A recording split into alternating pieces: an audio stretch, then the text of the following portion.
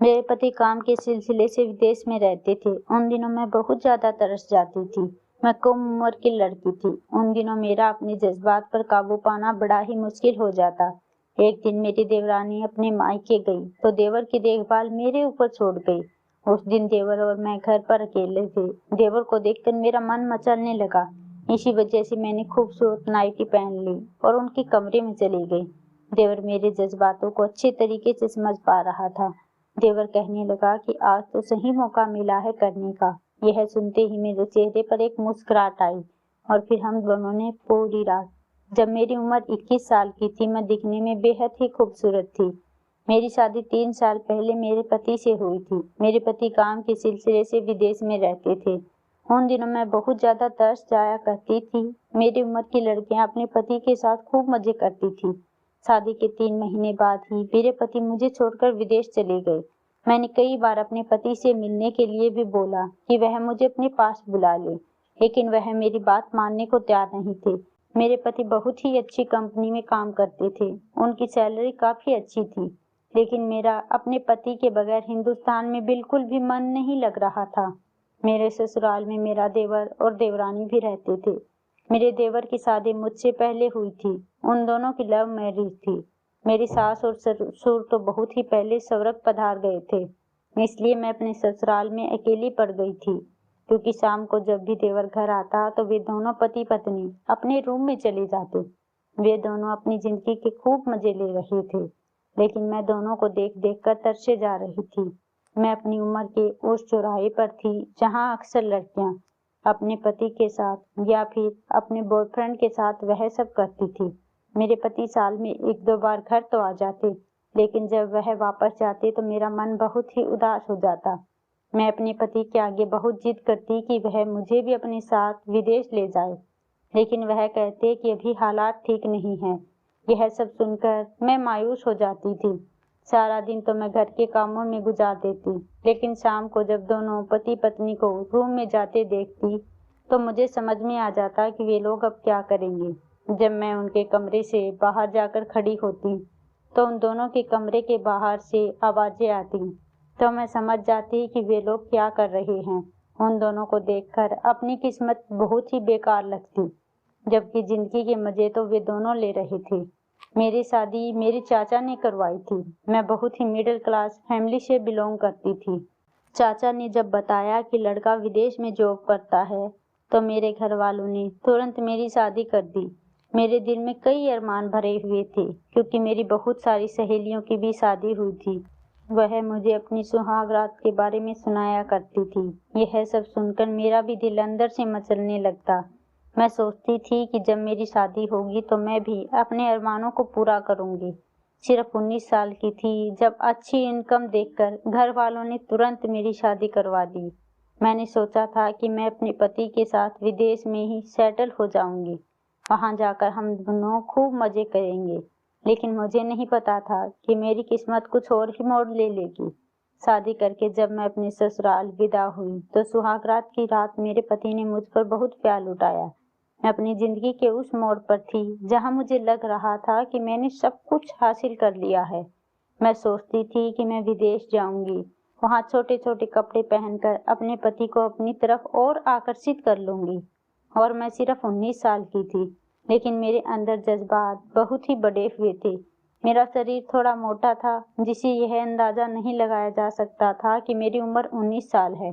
लेकिन सुबह होते ही मेरे पति ने मुझे यह खबर सुनाई कि जब वे वापस विदेश चले जाएंगे तो उसके बाद वह मुझे अपने पास बुला लेंगे। लेकिन वह मुझे यही कहते कि तुम अभी थोड़ा सब्र रखो, कुछ टाइम के बाद मैं तुम्हें खुद ब खुद पास बुला लूंगा। लेकिन धीरे धीरे मैं यूं ही घर के कामकाज में बिजी हो गई। मैं अक्सर रात के समय देवर देवरानी की आवाज सुनती थी। यह सुनकर मेरा दिल भी बहुत होता। कुछ दिनों के लिए मेरी देवरानी को अपने मायके जाना पड़ा, क्योंकि उसकी मम्मी की तबीयत बहुत ही ज्यादा खराब थी। लेकिन उस दिन मेरा देवर किसी काम के सिलसिले से बाहर शहर गया था। वह रात को वापस आने वाला था, इसलिए मेरी देवरानी कहने लगी कि रात को जब सोहन घर पर आए तो आप उसे बता दीजिएगा, क्योंकि मैंने अभी उसे फोन लगाया था और उसका फोन बंद आ रहा था। मैं कुछ दिनों के लिए मायके जा रही हूँ, क्योंकि मम्मी की तबीयत ठीक नहीं है। यह सुनकर मैंने अपनी देवरानी को कहा कि तुम चिंता मत करो, तुम आराम से अपने घर जाओ, मैं यहाँ अच्छे से ध्यान रखूंगी। यह कहकर वह तो स्टेशन की तरफ निकल गई। फिर रात को जब सोहन घर आया तो मैंने कहा कि तुम्हारी पत्नी कुछ दिनों के लिए मायके गई हुई है, क्योंकि उसकी मम्मी की तबीयत ठीक नहीं है। यह सुनकर मेरा देवर कहने लगा कि हाँ, अभी कुछ देर पहले ही मैंने उसे फोन किया था।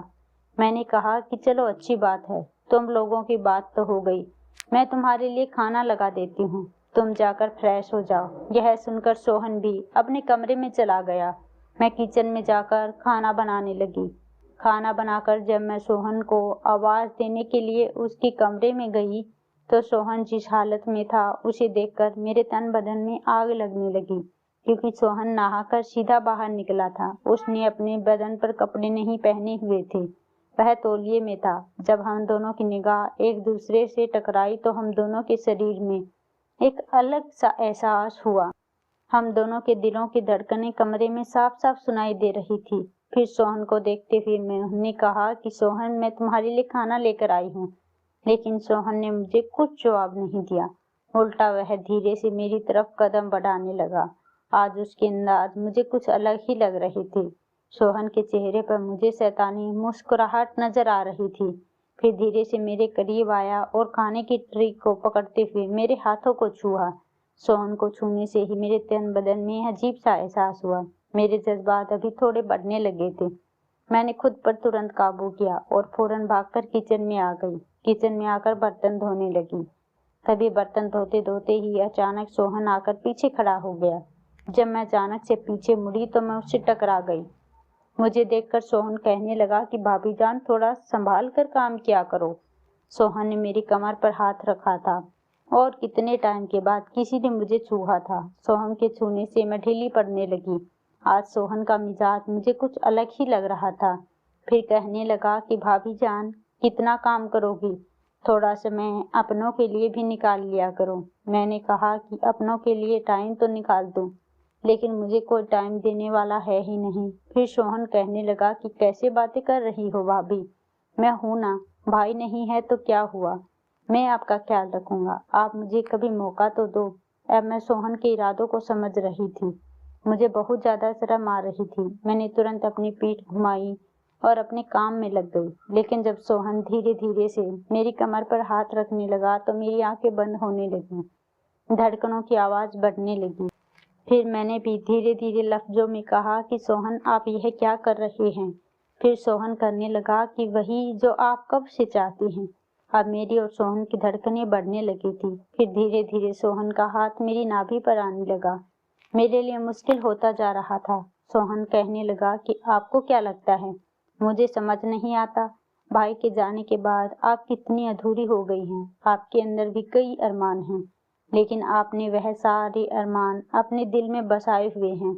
मेरा बहुत मन है कि मैं आपके सारे अरमानों को पूरा करूं। सोहन के मुंह से यह लफ्ज सुनकर मैं उन्हें देखने लगी। मैंने सोहन से कहा कि यह तो ठीक है, लेकिन मेरे उससे आगे बोलने से पहले ही सोहन ने तुरंत मुझे अपनी बाहों में उठा लिया और मुझे उठाकर कमरे की तरफ ले जाने लगा। आज मैं चाहकर भी अपने आप को रोक नहीं पा रही थी। मैं सदियों से प्यासी थी। मेरे पति को विदेश जाने के बाद मेरी कमी का एहसास नहीं होता, लेकिन मुझे उनकी कमी हमेशा खलती थी। लेकिन मैंने कभी यह नहीं सोचा था कि सोहन को मेरे एहसासों की समझ होगी। फिर सोहन मुझे अपने कमरे की तरफ ले गया और बिस्तर पर जाकर बैठा दिया और उंगलियां मेरे पैरों पर फेरने लगा। आज मुझे अपने पति की याद नहीं आ रही थी। मेरा बस यही मन था कि मैं इन्हीं पलों को अच्छे से बिताऊं। सोहन के इरादे मुझे नेक नहीं लग रहे थे। मैं भी सोहन की बाहों में अब खो जाना चाहती थी। फिर सोहन ने धीरे से कमरे की लाइट ऑफ कर दी और धीरे धीरे मेरी तरफ बढ़ने लगा। फिर जैसे ही सोहन मेरे माथे पर किस करने लगा, तभी अचानक मुझे अपने पति की गुस्से भरी आवाज सुनाई दी। यह आवाज सुनते ही मैंने तुरंत सोहन को साइड कर दिया। फिर मैंने देखा कि मेरा पति बाहर दरवाजे पर ही खड़ा था। उनका चेहरा पूरा लाल हुआ पड़ा था। वह कहने लगा कि अच्छा, मेरी पीठ पीछे आज यह सब चल रहा है। यह सुनते ही मेरे माथे से पसीने छूटने लगे। अचानक सोहन कहने लगा कि भाभी मुझे उकसा रही थी। क्योंकि भाभी का बहुत मन होता है और आप उनसे बहुत दूर रहते हैं। सोहन के मुंह से ये सारे लफ्ज सुनकर मैं तो हैरान रह गई, क्योंकि इन सब कामों में हम दोनों का ही पूरा पूरा हाथ था। लेकिन जैसे ही सोहन इसके आगे कुछ कहने वाला था कि अचानक मेरे पति गुस्से में आए और उन्होंने सोहन को एक जोरदार थप्पड़ जड़ दिया और कहा कि मैं दरवाजे पर खड़ा तुम दोनों की हरकतों को ही देख रहा था। तुम मेरे सगे भाई हो और तुम मेरे साथ धोखा कैसे कर सकते हो? मैं तुम पर जान दे सकता हूँ और तुम मेरे पीठ पीछे यह सब क्या कर रहे हो? अगर तुम्हारी बीबी को इस बारे में पता चल गया तो सोचो कितना बुरा होगा। यह सुनकर सोहन चुपचाप गर्दन झुकाए खड़ा हो गया। वह अपने भाई से माफी मांग रहा था। मेरे पति ने जब मुझे देखा तो मेरे पास जवाब देने के लिए कोई लफ्ज नहीं थे, लेकिन मैं तो यही सोचने लगी कि मेरे पति अचानक से घर के अंदर दाखिल कैसे हुए। जब मैंने उनसे यह सवाल किया तो वह मुझे कहने लगे कि तुम बार बार अक्सर मुझे फोन करके यह कहती थी कि मुझे अपने पास बुला लो, और कहीं ना कहीं मुझे भी लगता था कि तुम हिंदुस्तान में मेरे बिना अकेली कैसे रहती हो। यही सोचते हुए मैंने प्लान बनाया था। मैंने सोचा था कि मैं तुम्हें सरप्राइज दूंगा, लेकिन मैंने यह नहीं सोचा था कि हिंदुस्तान आकर मुझे ही एक नया सरप्राइज मिल जाएगा। यहाँ आकर मैंने सबसे पहले अपने भाई को फोन किया, लेकिन उसका फोन स्विच ऑफ आ रहा था। जब मैंने उसकी बीवी को फोन किया तो वह कहने लगी कि वह अपने मायके आई हुई है, क्योंकि उसकी माँ की तबीयत ठीक नहीं है। मेरे पास घर की पहले से ही चाबी थी, इसलिए मैं चुपचाप घर में दाखिल हो गया। मैंने सोचा था कि अब जब तुम कमरे में जाओगी तो मैं तुम्हें सोने के वक्त आकर सरप्राइज दूंगा, लेकिन मुझे क्या पता था कि तुम मुझे पहले ही इतना बड़ा सरप्राइज देने वाली हो। मेरी पीठ पीछे तुमने मुझे धोखा देने का सोचा। जब मैंने सोहन को किचन में जाते हुए देखा और छुप कर देखा तो मुझे तुम दोनों के इरादे ठीक नहीं लग रहे थे, लेकिन मुझे तब भी विश्वास था कि तुम दोनों अपने रिश्ते की मर्यादा नहीं तोड़ोगे। शायद यह मेरी सबसे बड़ी गलतफहमी थी। मैं घर पर ही छुपकर तुम दोनों पर नजर रख रहा था, लेकिन अब मेरी जिंदगी बर्बाद हो चुकी है। तुम दोनों ने मिलकर ही मुझे धोखा दिया है। यह सुनते ही मेरी आंखों से आंसू गिरने लगी। मैं हाथ जोड़कर अपने पति के आगे माफी मांगने लगी। मैंने कहा कि मैं बहक गई थी, आप मुझे माफ कर दीजिए। कितने सालों से आप मेरे साथ नहीं रह रहे। मेरे भी तो कई अरमान थे शादी को लेकर, लेकिन शादी के बाद आप मुझे छोड़कर विदेश चले गए। मेरी ही गलती है कि मैं अपने जज्बातों पर काबू नहीं पा सकी। आप मुझे जो सजा देना चाहते हैं मुझे दे दीजिए, लेकिन आप मुझे छोड़िएगा मत। मैंने तुरंत अपने पति के पैर पकड़ लिए और खूब जोरों से रोने लगी। मेरे पति को मुझसे बेपनाह प्यार था और उसे भी लगा कि कहीं ना कहीं उसकी भी गलती है। उन्होंने मुझे उस वक्त माफ कर दिया, लेकिन मेरे पति ने देवर को माफ नहीं किया। मेरे पति ने कहा कि मैं नहीं चाहता कि तुम्हारी शादीशुदा जिंदगी पर कोई असर आए। इस वजह से मैं तुम्हारी पत्नी को इस बारे में कुछ नहीं बताऊंगा, लेकिन तुम्हें इस घर से चले जाना चाहिए, क्योंकि तुम्हारे साथ तो तुम्हारी पत्नी का साथ और प्यार हमेशा था। फिर भी तुमने ऐसा करने का सोचा।